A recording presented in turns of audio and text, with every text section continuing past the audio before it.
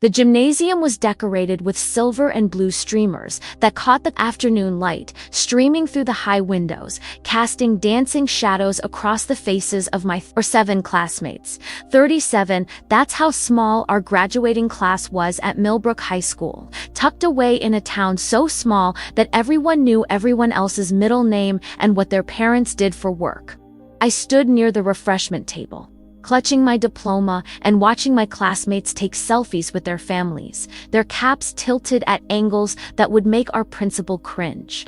The ceremony had ended an hour ago, but no one seemed ready to leave. Maybe because we all knew that once we walked out of this gymnasium, everything would change forever. Hey, college girl.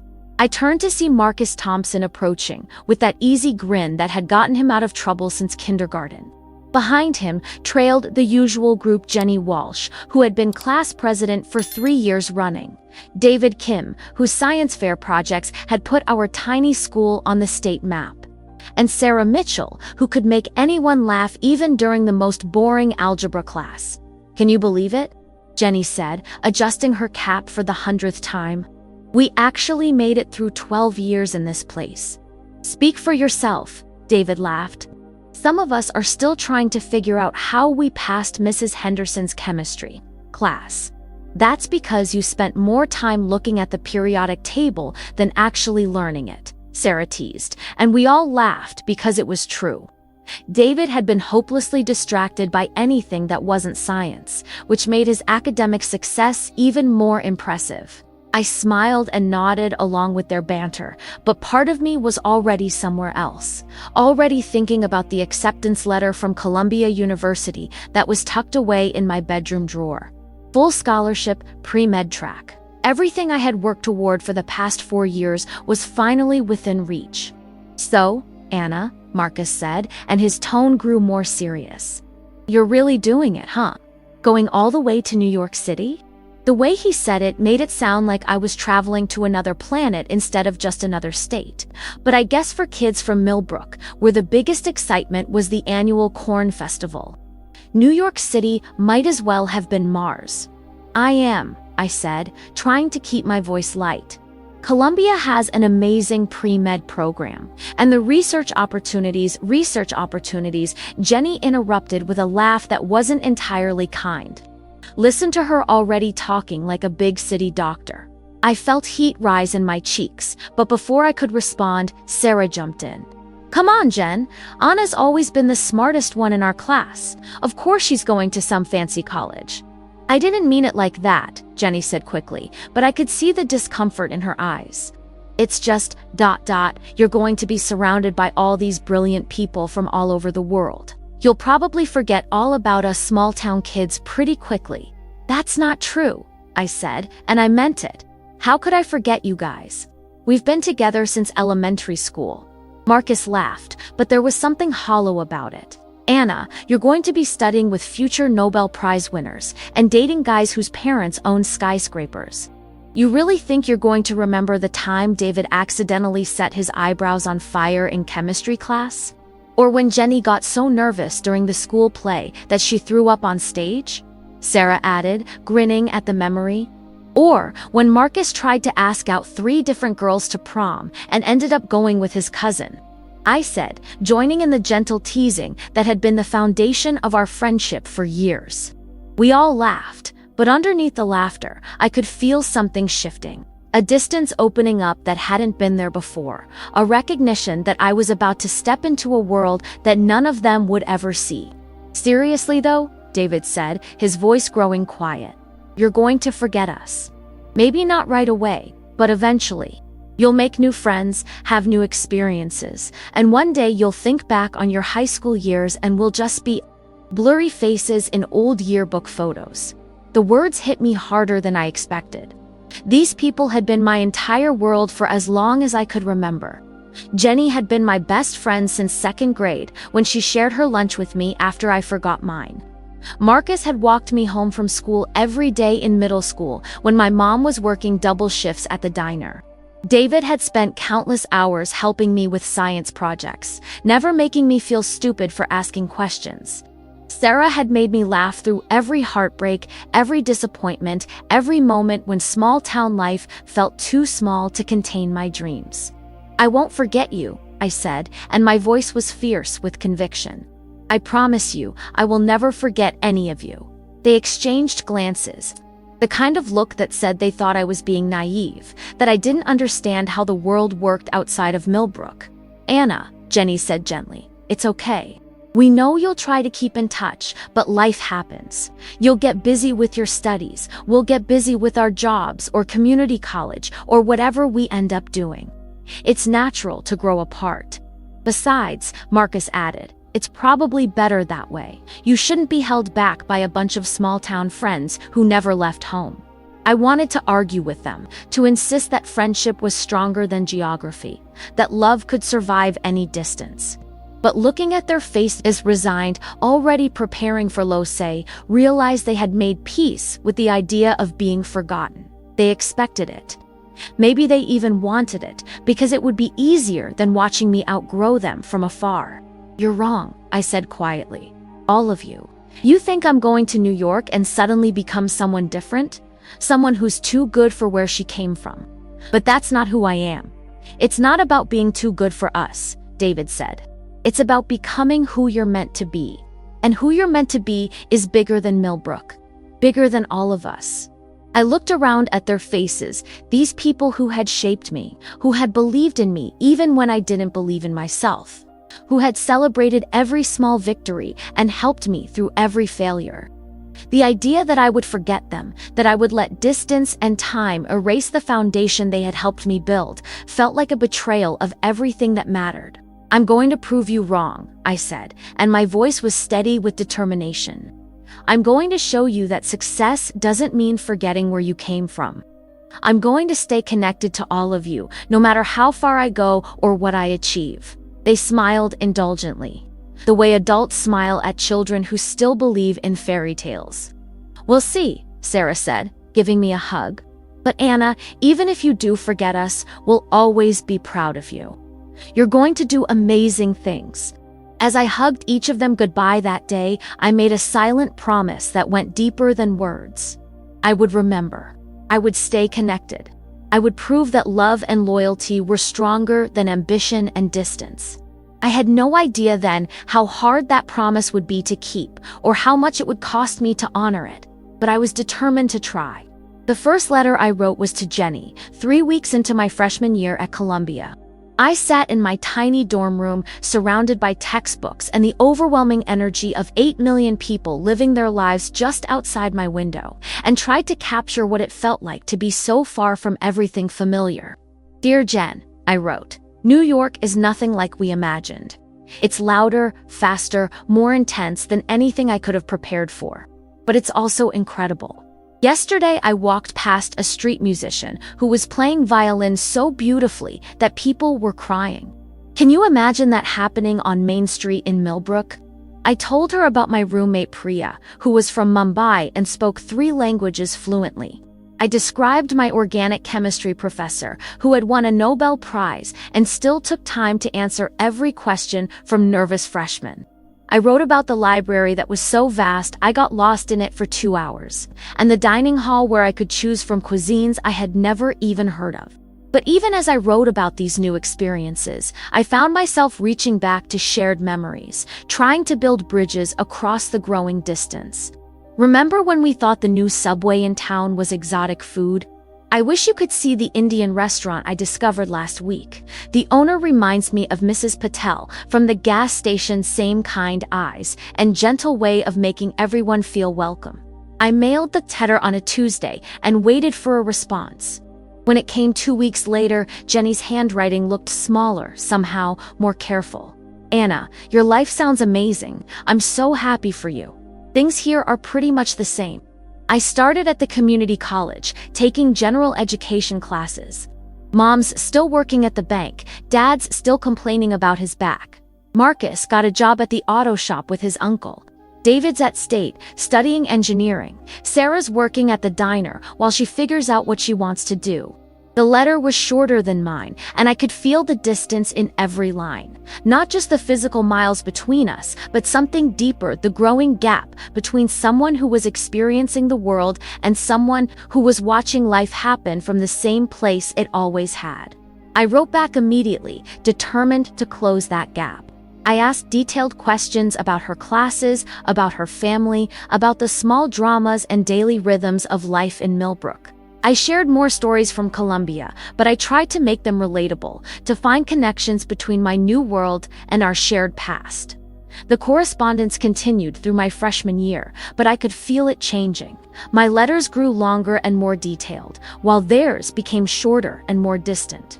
I was pouring my heart onto paper, desperate to maintain connections that felt increasingly fragile while they seemed to be slowly letting go. By sophomore year, I was writing to all of them, regularly, Jenny, Marcus, David, and Sarah.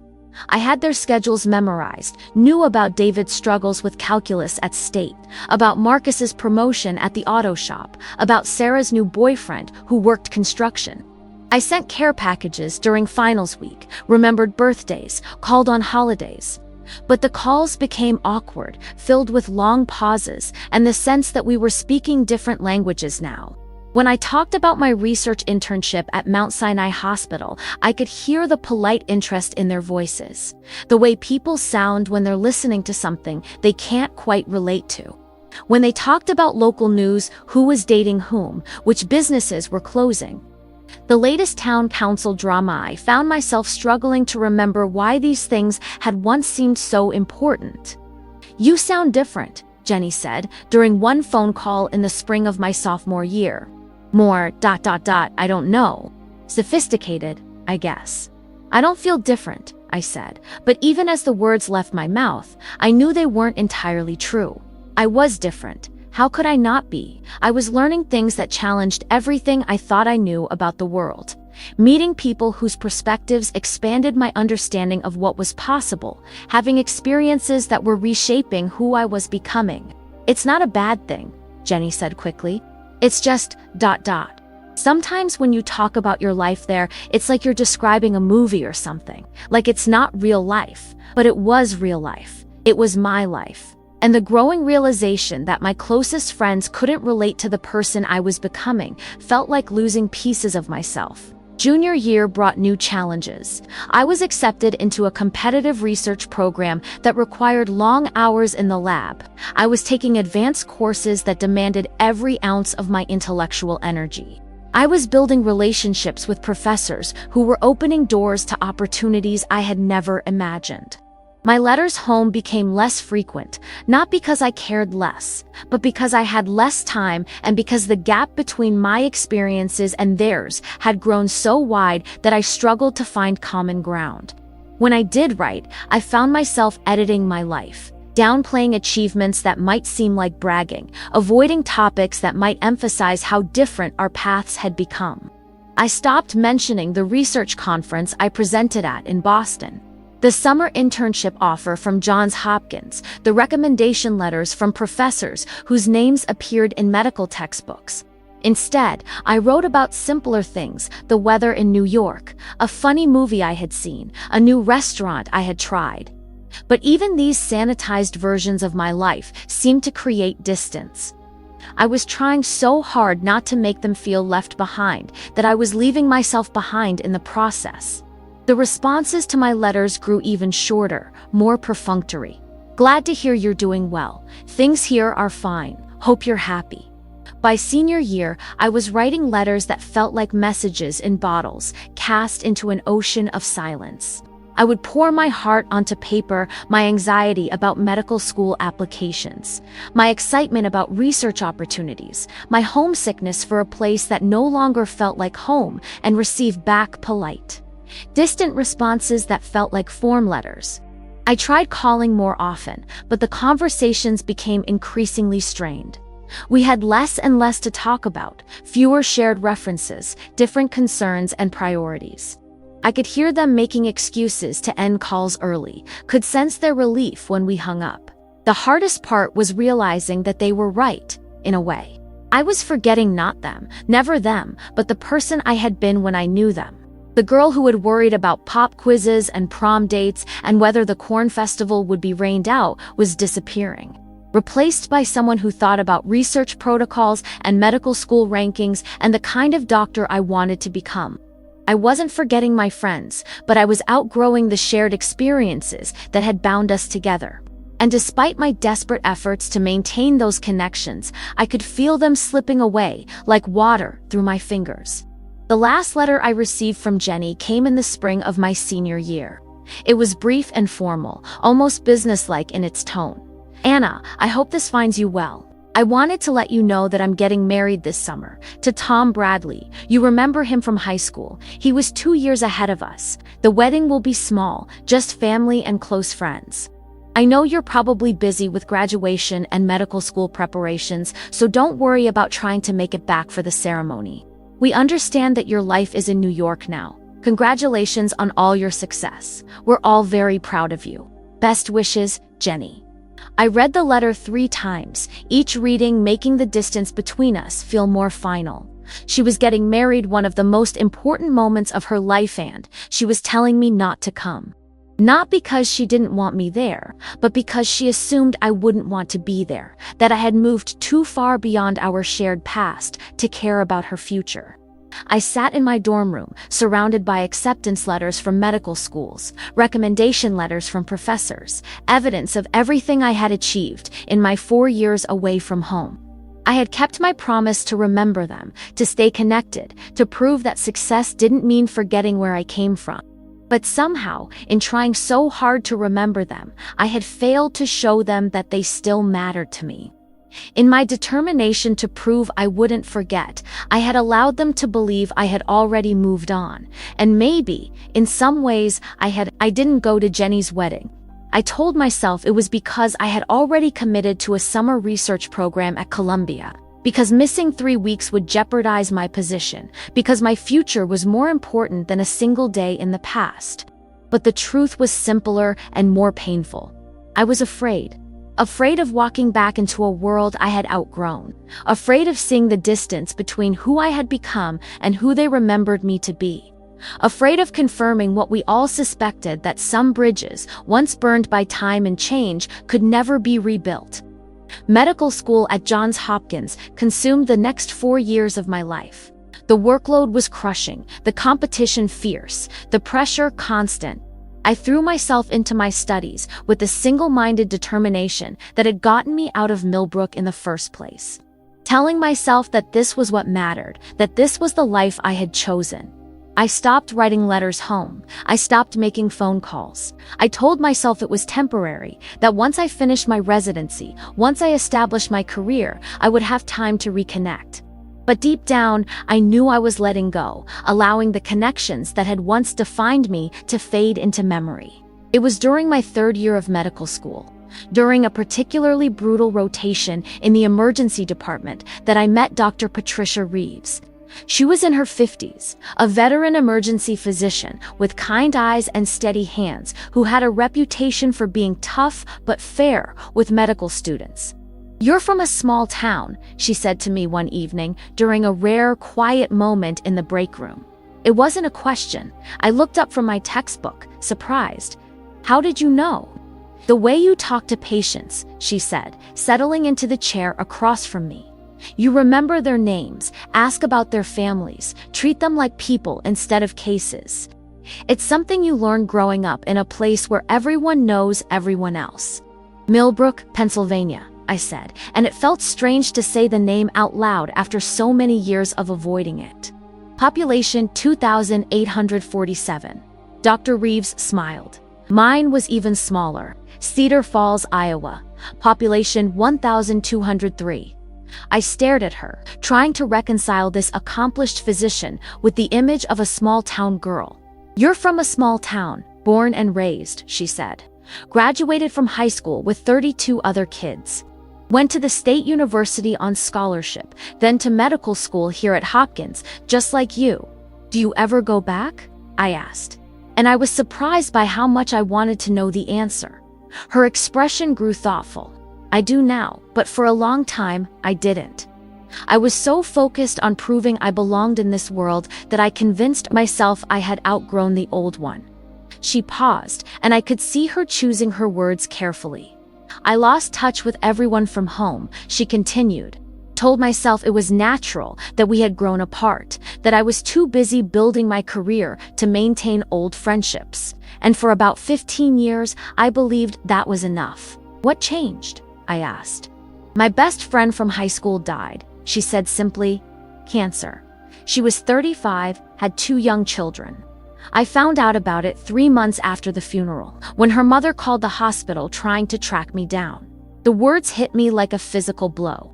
I thought about Jenny, about Marcus, about David and Sarah, about all the ways their lives were continuing without me. All the moments I was missing while I built my career in a world they would never see. I went back for the memorial service, Dr. Reeves continued. It was the first time I had been home in 8 years. And you know what I discovered? I shook my head, afraid to hear the answer. They had never forgotten me. My friend's mother had followed my career, had newspaper clippings about my research, had told everyone in town about the girl from Cedar Falls who became a doctor. My old classmates remembered stories I had forgotten, shared memories that made me laugh until I cried. She leaned forward, her eyes intense with the weight of what she was trying to tell me. I had spent 15 years convinced that I had outgrown them, that success meant leaving the past behind. But what I learned that day was that I hadn't outgrown them, I had abandoned them, and in doing so, I had abandoned a part of myself. I felt tears starting to form in my eyes, thinking about all the letters I had stopped writing, all the calls I had stopped making, all the ways I had let distance become an excuse for disconnection. It's not too late, Dr. Reeves said gently. It's never too late to go home, to reconnect, to show the people who shaped you that they still matter. That night, I went back to my apartment and pulled out a box I hadn't opened in years. Inside were all the letters I had received from home during college. Jenny's updates about community college and her job at the bank, Marcus's stories from the auto shop, David's struggles with engineering courses, Sarah's adventures at the diner. I read them all, cover to cover, and with each letter, I could feel the weight of what I had lost. These weren't just old friends, they were the people who had believed in me before I believed in myself, who had celebrated my acceptance to Columbia as if it were their own achievement, who had loved me when I was just Anna from Millbrook instead of Dr. Anna Chen, future physician. I thought about Dr. Reeves's story, about her friend who had died while she was building her career, about all the moments that couldn't be recovered once they were gone. And I realized that my classmates had been wrong about one thing. I hadn't forgotten them. I had never forgotten them. But I had let them believe I had, and in some ways, that was worse. The next morning, I called in sick to my rotation, the first time I had ever missed a day of medical school for anything other than illness. I drove to the nearest Hallmark store and bought a stack of cards, then sat in my car in the parking lot and began to write. Dear Jenny, I wrote, I know it's been too long since we've talked, and I know I have no right to expect a response to this letter.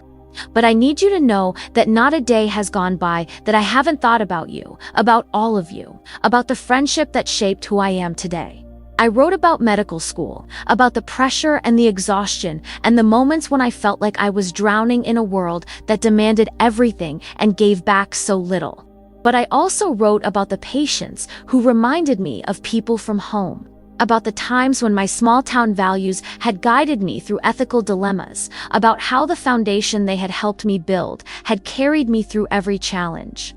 I know I let distance become an excuse for silence. I wrote, I know I made you feel forgotten, when the truth is that you've been with me every step of the way. I'm sorry for that. I'm sorry for letting you believe that success meant leaving you behind. I wrote similar letters to Marcus, to David, to Sarah. I poured my heart onto paper the way I had in college. But this time, with the wisdom that comes from understanding what you've lost and the determination to try to get it back. I mailed the letters that afternoon, then waited. The first response came 2 weeks later. It was from David, and it was longer than any letter he had written me in years. "Anna," it began, "you have no idea how good it was to hear from you. We never thought you forgot Usui, just thought you had moved on to bigger and better things." Which, by the way, we're incredibly proud of. Dr. Anna Chen, can you believe it? He wrote about his job as an engineer at a firm in Pittsburgh. About his wife, someone I didn't know, which stung a little, about his 2 young children who were already showing signs of inheriting his love of science. But he also wrote about the old days, about memories we shared, about how often they talked about me when they got together. "We get together every few months," he wrote, "usually at Murphy's Bar downtown. We call it the Anna Update Meeting because we try to piece together what you're up to based on whatever information we can find online or through the grapevine. We're like amateur detectives trying to solve the mystery of our famous friend." The image of them sitting around a table, trying to piece together my life from fragments of information, made me laugh and cry at the same time. More letters followed. Jenny wrote about her marriage, her job as a teacher at our old elementary school, her struggles with infertility, and her joy when she finally adopted a daughter from China. Marcus wrote about taking over his uncle's auto shop, about his girlfriend who was a nurse at the county hospital, about how he still told the story of the time I helped him cheat on a history test and got us both detention. Sarah's letter was the longest and the most emotional. She wrote about her struggles with addiction, about the dark years when she felt lost and alone, about how she had gotten clean and was now working as a counselor, helping other young people find their way. "You were always the one who believed we could be more than Millbrook," she wrote. "And even though we lost touch, knowing that you made it out and made something of yourself gave the rest of us hope that we could change our lives too." As I read their letters, I realized that Dr. Reeves had been right about something else. I hadn't just abandoned them, I had robbed them of the chance to be proud of me, to share in my success, to feel like they had played a role in creating the person I had become. But it wasn't too late to change that. The drive from Baltimore to Millbrook took 4 hours, but it felt like traveling through time. As the highways gave way to smaller roads, as the urban sprawl faded into farmland and rolling hills, I could feel layers of my carefully constructed professional identity peeling away like old paint. I had finished my residency 2 months earlier and was about to start my fellowship in emergency medicine at Hopkins. I had a week between the end of one chapter and the beginning of the next, and I knew exactly how I wanted to spend it. The town looked smaller than I remembered, but also more beautiful. The main street was lined with the same shops I had known as a child, though some had changed hands and others had closed entirely. Murphy's Bar was still there, its neon sign flickering in the late afternoon sun. The diner where my mother had worked double shifts still served coffee in thick white mugs and pie that could cure any heartbreak. I drove slowly through the familiar streets, past the high school where everything had started, past the houses where my friends had grown up, past the library where I had spent countless hours dreaming of the world beyond Millbrook's borders. I had called ahead, had arranged to meet everyone at Murphy's Bar at 7 o'clock, the same place where they had been holding their Anna update meetings, trying to piece together my life from fragments and rumors. I arrived early and sat in my car in the parking lot, watching through the windows as the dinner crowd began to gather. I could see familiar faces, people who had aged in the 8 years since I had seen them, who had lived entire lives while I was becoming a doctor. At exactly 7 o'clock, I walked through the door. The bar fell silent for a moment, and I felt every eye in the place turn toward me. Then I heard a voice I would have recognized anywhere. Holy shit, it's really her! Marcus was off his bar stool and across the room before I could take another step, wrapping me in a bear hug that lifted me off my feet. He looked older, more solid, with the kind of confidence that comes from knowing exactly who you are and being comfortable with it.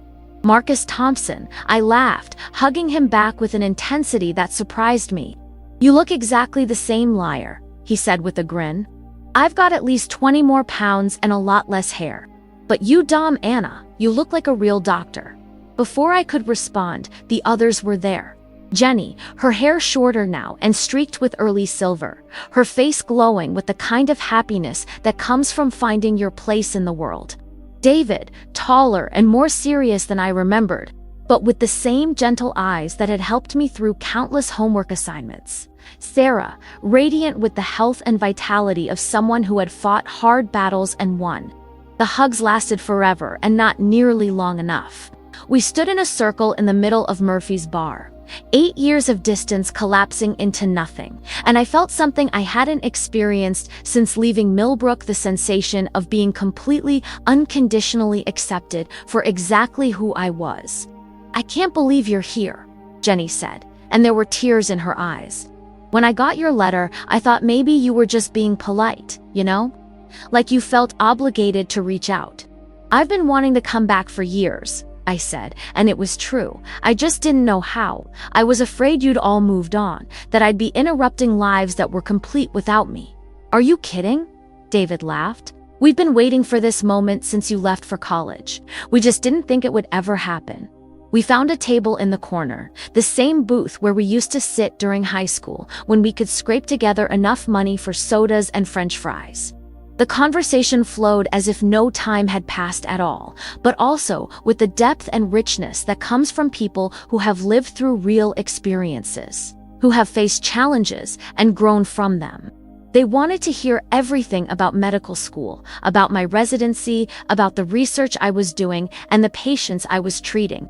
But they didn't ask with the polite distance I had grown accustomed to from colleagues who saw my small-town background as quaint or irrelevant. They asked because they were proud of me, because my success felt like their success, because they had always believed I could do anything I set my mind to. "Remember when you said you wanted to be a doctor?" Sarah said, shaking her head in amazement. "We were like 12 years old, and you were so serious about it. Even then, we knew you'd make it happen. You guys believed in me before I believed in myself," I said, and my voice was thick with emotion. "Do you know how rare that is? Do you know how much that meant to me? Especially when things got hard?" "Things got hard?" Marcus asked, and I could see genuine concern in his eyes. "You never said anything in your letters about struggling." I thought about all the letters I had written over the years, how I had edited my life to avoid making them feel left behind, how I had hidden my struggles and fears because I thought they wouldn't understand. "I was afraid to tell you," I admitted. "I thought if I talked about how difficult it was, how many times I wanted to quit, you'd think I was complaining about opportunities you'd never have." "Anna," Jenny said firmly, "you're our friend. We want to know when you're struggling. We want to help, even if it's just by listening." "Besides," David added with a grin, "do you really think any of us would judge you for finding medical school hard? I barely made it through engineering, and that's nowhere near as challenging as what you did." We talked until the bar closed, sharing stories and memories, filling in the gaps that 8 years of distance had created.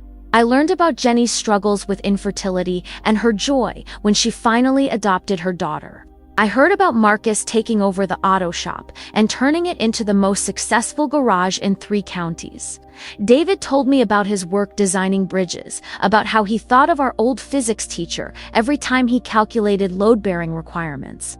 Sarah's story was the most powerful. She talked openly about her addiction, about the years when she felt lost and hopeless, about the moment when she decided to get clean and the long journey back to health.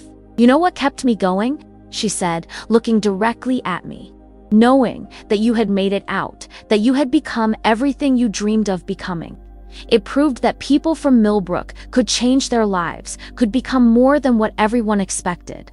But you all did that," I said, looking around the table at these remarkable people who had built meaningful lives, who had contributed to their community, who had found happiness and purpose in ways I was only beginning to understand. "You all became more than anyone expected." "Maybe," Jenny said with a smile, "but you showed us it was possible." As we prepared to leave, Marcus pulled me aside. "Anna," he said, "I need to ask you something, and I want you to be honest. Are you happy?" The question caught me off guard. I thought about my life in Baltimore, about my fellowship, about the research opportunities and the career trajectory that everyone assured me was impressive. "I'm successful," I said carefully.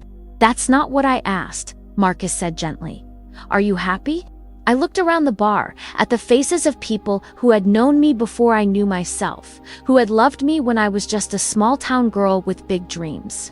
I thought about the years I had spent building a life that looked perfect on paper, but often felt empty in practice. "I'm getting there," I said finally. Tonight helped. Marcus nodded, understanding more than I had given him credit for. "You know you can come back anytime, right? Not to stay. We know your life is in Baltimore, but to visit, to remember who you are underneath all those degrees and achievements." "I'd like that," I said, and I meant it more than I had meant anything in years. As I drove back to my hotel that night, I thought about Dr. Reeves's story, about the friend she had lost while she was building her career. I thought about how close I had come to making the same mistake, to letting pride and fear cost me the relationships that mattered most. But I also thought about the evening I had just experienced, about the warmth and acceptance I had found in a small-town bar, about the way my old friends had welcomed me back without judgment or resentment. I had spent 8 years trying to prove that I could succeed outside of Millbrook, that I could become someone important in the wider world. But tonight, I had remembered something equally important. I could always come home. The next morning, I called the fellowship director at Hopkins and asked if I could delay my start date by 2 weeks. I had some vacation time coming, and there were people I needed to spend time with, conversations I needed to have, connections I needed to rebuild. For the first time in years, my career could wait.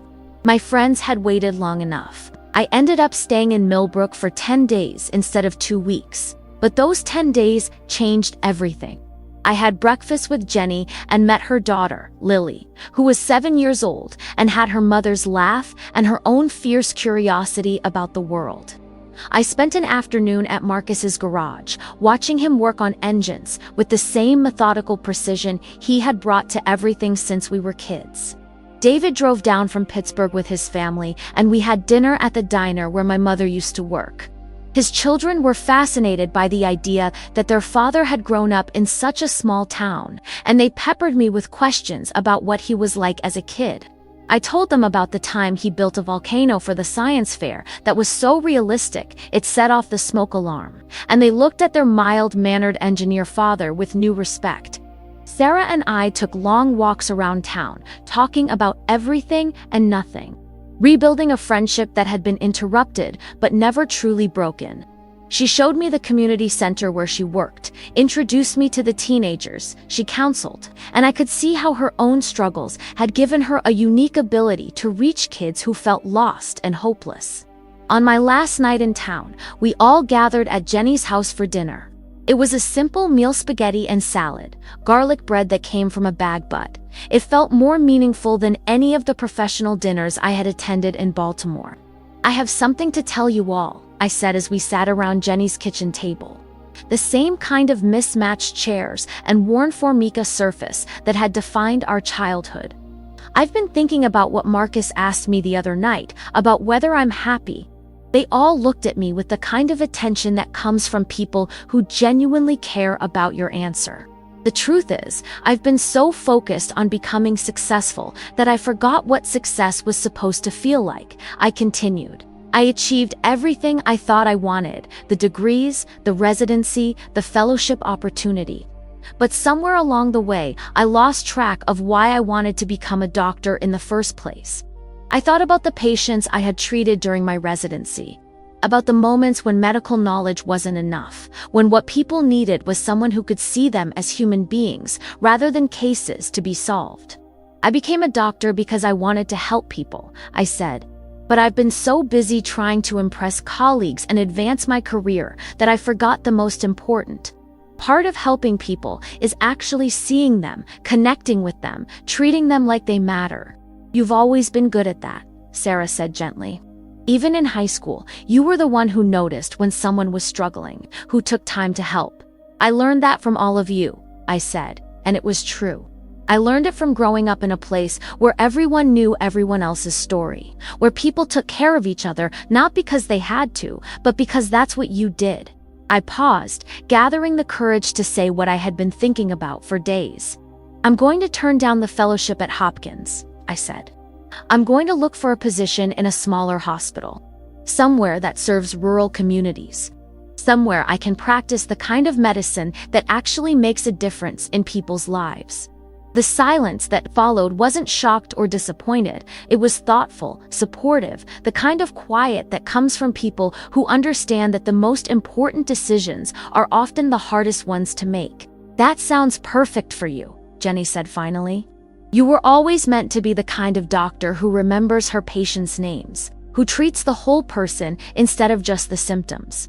Plus, Marcus added with a grin, "Maybe you'll find a position somewhere close enough that we can see you more than once every 8 years. We all laughed, but underneath the humor was a real hope, a recognition that distance didn't have to mean disconnection, that success didn't require abandoning the people and values that had shaped you. Over the following months, I found exactly what I was looking for, a position in the emergency department of a regional hospital that served 5 rural counties in western Pennsylvania. It wasn't prestigious, wouldn't advance my research career, and paid significantly less than the fellowship I had turned down. But it was perfect. I treated farmers who had been injured in accidents, elderly patients who needed someone to listen as much as they needed medical care, children whose parents drove an hour to bring them to the only hospital within 50 miles. I worked with nurses who had been there for decades, who knew every family in the region, who taught me that good medicine was as much about understanding your community as it was about understanding anatomy. And I stayed in touch with my friends from Millbrook. Real contact, this time phone calls and visits, shared holidays and celebrations. The kind of ongoing connection that comes from people who have decided that friendship is worth the effort it requires. Jenny and I talked every few weeks, sharing the small details of our lives that had seemed too insignificant to mention in letters, but that actually formed the foundation of real intimacy.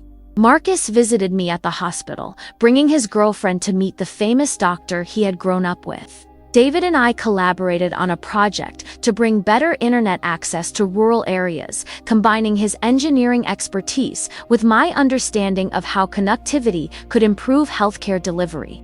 Sarah came to see me most often, usually bringing 1 or 2 of the teenagers she worked with who were thinking about careers in healthcare. I loved showing them around the hospital, talking to them about the path from small-town dreams to medical reality, proving that you didn't have to choose between ambition and authenticity. 5 years later, I was invited back to Millbrook High School to give the commencement address to the graduating class, standing at the podium in the same gymnasium where I had received my own diploma. Looking out at 18-year-old faces full of hope and uncertainty, I thought about the journey that had brought me back to where I started. "Your classmates might joke that you'll forget them once you leave this place," I said, echoing the words that had haunted me for so many years. "They might tell you that success means leaving the past behind, that growing up means growing apart." I could see some of the graduates nodding, recognizing conversations they had probably had with their own friends. "But I'm here to tell you that the opposite is true," I continued. "The people who believe in you before you believe in yourself, who love you before you accomplish anything worth bragging about, who see your potential when you can only see your limitations, those people are not obstacles to your success. They are the foundation of it." In the audience, I could see Jenny and Marcus, David and Sarah, all of them beaming with pride as their friend, the girl who had left Millbrook to conquer the world, came home to share what she had learned. The greatest success is not forgetting where you came from, but remembering why it mattered enough to carry with you wherever you go.